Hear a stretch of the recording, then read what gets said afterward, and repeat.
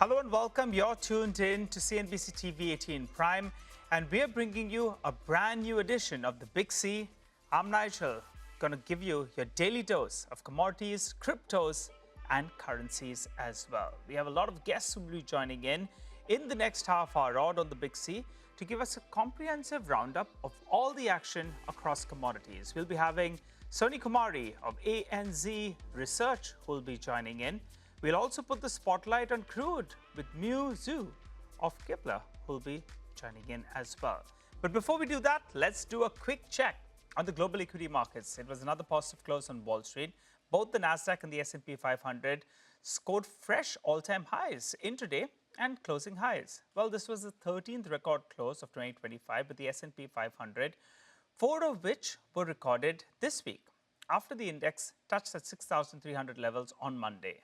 The Nasdaq, meanwhile, has witnessed 3 record closes this week itself, breaching the 21,000 mark on Wednesday. All 3 indices, well, they are poised to close the week well in the green. The 30-stock Dow Jones is tracking for almost a 1% advance on the week as its tech-heavy Nasdaq, while the S&P 500 has risen 1.1% week to date. A polar opposite story is unfolding in the Asian markets, though. There are some tremors out there and some signs of profit taking. The street continues to track the recent developments on the trade front. And back home on Dalal Street, well, the Nifty is breaking crucial technical support levels, trading below the 25,000 odd mark. The crucial level we'll be looking at today will be around 24,800, 24,850 on a closing basis, because if that level is breached, then you're setting your sights on the 200 EMA, which is 800 points southward from here. But shifting focus to the crude and the currency space, well, the dollar index is steady as the focus shifts to central bank meetings. Prices of crude, meanwhile, are up by largely on the back of the trade optimism. However, uncertainty over the US-China trade talks and peace talks between Russia as well as Ukraine, that's what's capping further gains on crude oil prices. As promised, let's take the discussion forward. We have Soni Kumari, the commodity strategist at ANZ Research, who joins in. Hi, Soni. Thanks a lot for speaking to us here on the Big C. Well, let's get your view out first, on precious metals. How do you see gold move from here on? I'll tell you what, it's been a big outperformer in the last 18 to 24 months. However, it's been struggling to get past that 3,500 odd mark. Your view on gold, and between the two, silver has been, moving at a better pace just in the recent past. But we know action out there is quite speculative and it's not for the faint-hearted. So view on both these two, and what's your preference? Sure. Thank you for having me, and good afternoon. We have a positive view on gold, and our price target is 3,600 by the year end. Yes, yeah, as you mentioned, the gold prices could not break the record high of 3,500, which it made in April. And it's because of, the recent, de-escalation in the trade tension. So I think market is embracing the fact that, worst of the trade tension is behind us. And that's weighing on the heavy demand for gold. However, what we believe that in the second half of this year, even if market is embracing a trade tariff of 10 to 15%, there is going to be, some negative implication on macroeconomic numbers. And the second half of this year will see a slower growth. And that's going to, support gold prices. And we don't have to forget the other fact that the Fed is still in its easing cycle.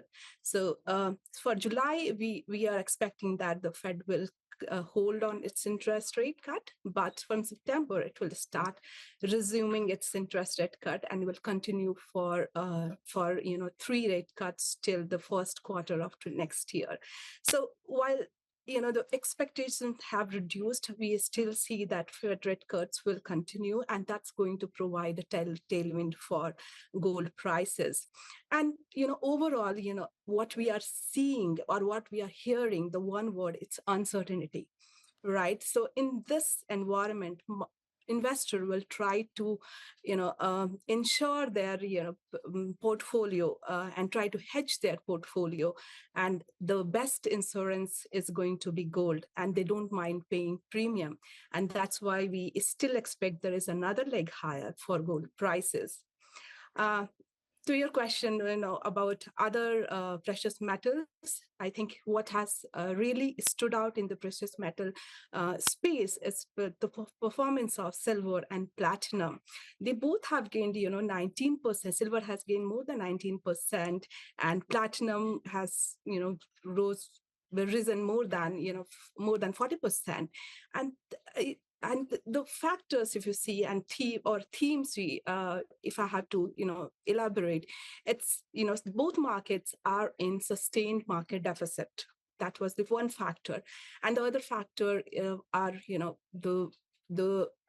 its relative valuation against gold, which hit a record low, both for platinum as well as for silver. Also, it was low, and these metals have thin liquidity, and the positioning also were very light. So these all factors together pushed these metals higher. But if I have to take the fundamentals factor for these two metals separately, like for silver, we are saying that industrial demand, it has been holding up quite well. But if you see, as compared to last year, industrial demand is actually contracting.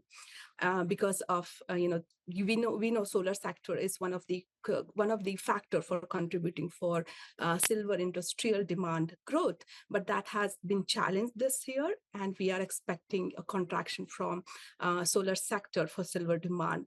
And if you're leaving aside that side, if you have to see, the physical market, the high frequency indicator, that is India's imports and China imports, that have been falling as well. So it's not the fiscal demand or market deficit which is driving silver prices higher, but it's the financial investment demand, not even retail investment demand, because coin sales have been weaker. And the other factor which has really contributed to the silver price rally is the supply dislocation because of the tariff concern. Though after the exemption of silver and gold from the reciprocal tariff, the lease rates have normalized, but the dislocation in the silver market has not yet normalized. These rates are still rising. EFP trades are still positive. So these all factors are playing a larger role than its underlying fundamentals, and that's why we are positive on silver. Our target is 40, which is likely to reach very soon. But we also add a bit of caution here that there could be some profit booking at this level, and in case of silver market especially, some of the inventories are invisible. So at higher prices, we can see inventories that coming back to the market, and that will see some retracement in prices as well. So that's the short-term caution. Platinum has a different story. In case if you have time, I'll just explain a bit. Yes, please go ahead. Yes, so in case of platinum, the fundamentals are supportive. We have been saying that it has been one of the underappreciated metal till first quarter of this year, but its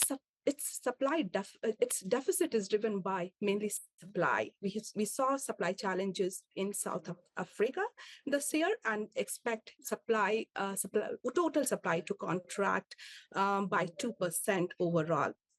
But it's not the fundamental which is driving, because fundamental driven rally, it's gradual. It's not all of a sudden we get 40% increase. So it's the spot market tightness which we are seeing in silver as well. And lease rates in platinum, it has gone up to 30%, which is really not normal. So at this lease rate, we don't expect short selling, and that could keep prices supported. But our view, I think platinum had its run, and there could be some profit booking coming in. So we expect prices to normalize or level off towards 1,300 or 1,250. So that's our broader view. Okay. All right. So platinum 1,250 to 1,300, if I got that correct. Gold moves to around $3,600 towards the end of this year. Is that correct? Yes, yeah. And what about silver? Silver, has done its run. Yes, our forecast is still 40, but we are seeing the upside risk to our forecast if lease rates continue to remain elevated. So the prices can even cross 40. Okay, all right. Let's focus on iron ore then. Chinese production actually has been soft, but iron ore prices in the last month or so, I think it's up close to around 10%. The fundamentals are yet to improve though on ground in China. And the optimism is that since you have the price increase, you have steel prices that are moved up as well, maybe in fact, iron ore, the bottom of the year is done. Are you in that camp, or would you be in the camp that says, no, no, no, it's not supported by fundamentals? Iron ore can still pull back even from these levels. Well, iron ore is mostly it's a China-centric market, right? So there are some headwinds for external demand, which is coming in the form of tariff, but the price is mainly driven by what's happening in China, right? And the key drag for the iron ore market is the property market, which is still not in great shape, despite China has deployed many stimulus measures, but we still see that property market will take another 2 to 3 years to recover. So most of the indicators for property market, they are still sluggish. But what has supported the iron ore market recently, I think it's better than expected industrial activity in China. And if you look at the steel margins recently, it has improved. And the other factor which have been always supportive is the restocking of iron ore by Chinese steel mills. And inventories, if you look at, I think they have been falling. So these are, some of the factors which are providing, sentiment, providing a positive momentum for the prices.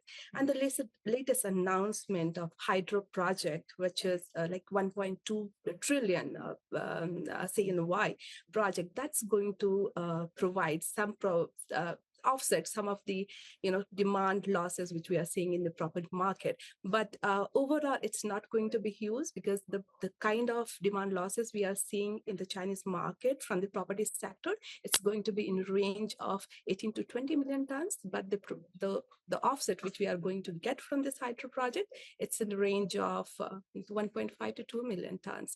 So there is still a gap, while the non-real estate market, non-real estate sectors, I think the steel market is getting some kind of support there. So overall, we are seeing that, the prices can rebound from the sentiment perspective, but overall, we are seeing iron ore prices in the range of 90 to 95. $90 to $95. All right, let's talk about base metals then before we wind down. We have spoken on precious. We have spoken on, the ferrous space. And then let's talk about base metals. That big tariff that's imposed on copper imports.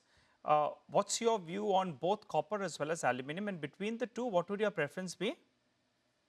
Sure. So here I would categorize, factors into two, because first it's China-centric. The both metals, China is the major consumer for these two metals, and overall growth as well as industrial activity. Both have been better than what market was expecting, and that has supported both the copper and aluminum. The other support, which is a bit insulated from this business cycle that's coming from energy transition. So China is going in a big way in its energy transition, and we know energy transition is intrinsically that's metal intensive, and the plans that they have rolled out to increase their grid investment. So those things are still positive for copper and aluminum. So China side, it's looking quite positive. But on the other side, which has really helped these two metals to rise to the 10,000 for copper and 2,600 and 700 for aluminum, it's the U.S. trade tariff. So imposing 50% trade tariff on both aluminum and copper, it has led to a supply dislocation, and this metal started flowing to the US market just ahead of the tariff. So though market is still not pricing for copper 50% tariff, because it's still looking a bit uncertain what would be the final tariff. I think it's nearly at 25% or 30% premium COMEX is trading at.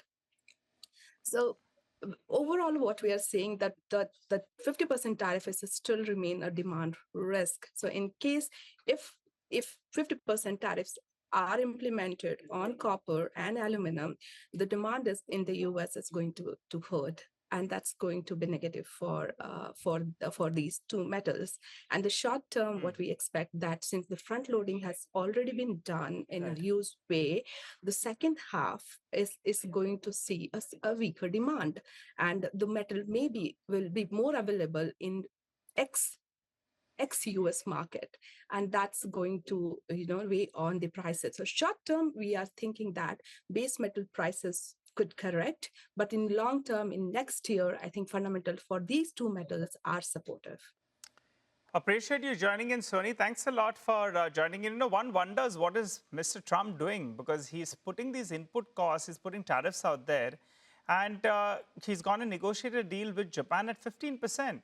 So they, in fact, will be beneficiaries, because all his automakers were going to have to import their raw material at a higher price. So we'll have to see how that plays out. Thanks a lot, Soni, for joining in. Looking forward to having a chat with you in the coming weeks as well.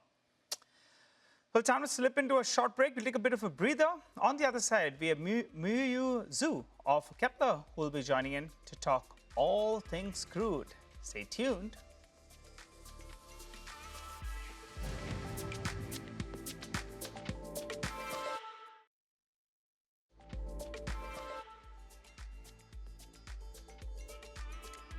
Welcome back. You're tuned in to the Big C, and as promised, to be welcome on the show, Muyu Zhu, Senior Research Analyst Crude at Kpler, who joins us on the show. Hi, Muyu. Thanks a lot for joining in. Well, the crude oil market, is quite interesting, because after the OPEC Plus said that they're going to be releasing more of what they cut in the past into the market, one would have thought that crude oil prices would have dipped. But actually, we're holding steady closer to around $70 per barrel mark. And also earlier this week, we had those inventory levels that had dipped in the United States.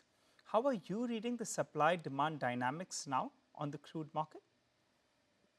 Thanks for having me. I think it's a very interesting question, because before the market opened on Monday, well, I believe the OPEC announcement happened during the weekend. A lot of people are making a poll online, betting like the oil prices will fall. But to many's surprise, like oil didn't move that much. So does that mean like OPEC doesn't, his decision not mattering anymore? I think no, but the market right now, they are actually getting more. They now have the realized that what OPEC announced is more of a paper barrel. I mean, it's just like a number on the paper. It doesn't mean like all the number they announced will translate to the physical oil, and it doesn't mean like all the incremental barrels will be released to the market. For like this summer, like June and July, most of the increments from OPEC countries, especially the Middle Eastern countries, they will be consumed domestically. So they will burn the crude for power generations, and also they will put more volumes into their own refining system. Therefore, like their export to the market is actually limited. So for the market, of course, they understand what's going on, and they care about the oil rig number, how much barrels are actually coming out of the ground, but to them, the most important thing is like how much barrels are shipped out to the end users. And that's why when people seeing like the July OPEC number, we saw like some country like Saudi Arabia and Kazakhstan, they overproduced almost like 300 or even higher, 300 kbd or even higher than their planned quotas. But some countries, for instance, Iraq and Russia, they missed their target. So right now, the market need to really looking into the details rather than just chasing the headline figure.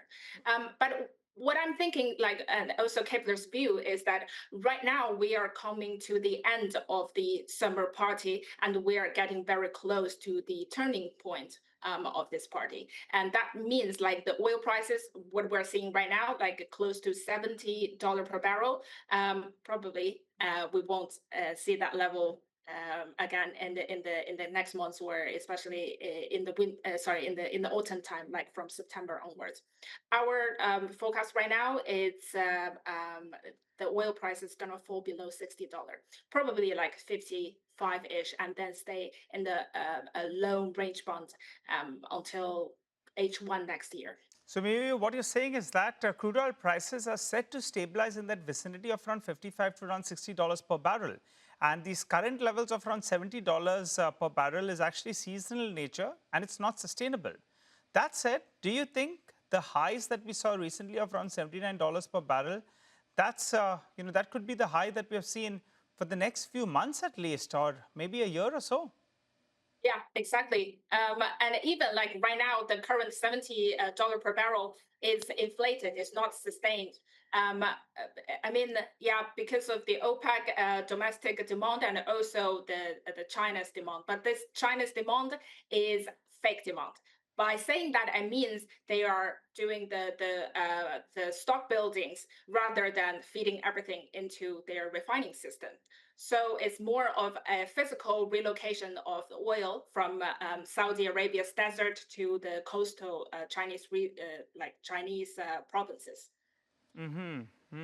All right. But if you had to put a number to what the OPEC is doing, if you're going to say that crude oil prices are going to dip, then the OPEC, as a group, they may say we're hurting ourselves. And then maybe, in fact, you'll have to again work with some cuts that they'll have to talk about. Tell us, how do you see things pan out, and what would be the thought process from the OPEC? That's a very logical way to think that. So we do think that OPEC will announce another increase, like 550 kbd in September. That means like all the remaining, the unwinding of Bollinger Cut will let out in one go in September. After that, I do believe they will check the market balance and also the oil prices and then make the future policies. But to what we understand at this moment, cutting the oil production is not on their table. That means like, okay, $60 per barrel or 55 is certainly not what OPEC wants to see, but they can still manage it. And even they can use this as an opportunity to squeeze out some marginal producers, like those have higher production costs, like the US shale producers, out of the market, and take this chance to grab bigger market shares. All right, final question before we let you go. Outlook on coal prices, if you have a view out there, that's been a big underperformer. There's been no big disruption as well. Do you think that one's set to bottom out? Coal prices or crude prices? Coal. I think maybe we will see a bottom out, but I'm not a expert on that. So. Okay. Yeah, but this, again, is more like you have to check the seasonality. Yeah, got it. Okay, all right, Muyu, it's been good speaking to you. Thanks a lot for joining in. As you said, the current prices of Brent crude prices may not really be sustainable because demand itself is yet to pick up. Maybe in the coming months, we could be revisiting those lows that we saw earlier this year of around $55 to around $60 a barrel. Thanks a lot for joining in. We look forward to chatting up with you rather soon. Well, on that note, though, we'll wrap up on this episode of The Big C. Thanks a lot for watching.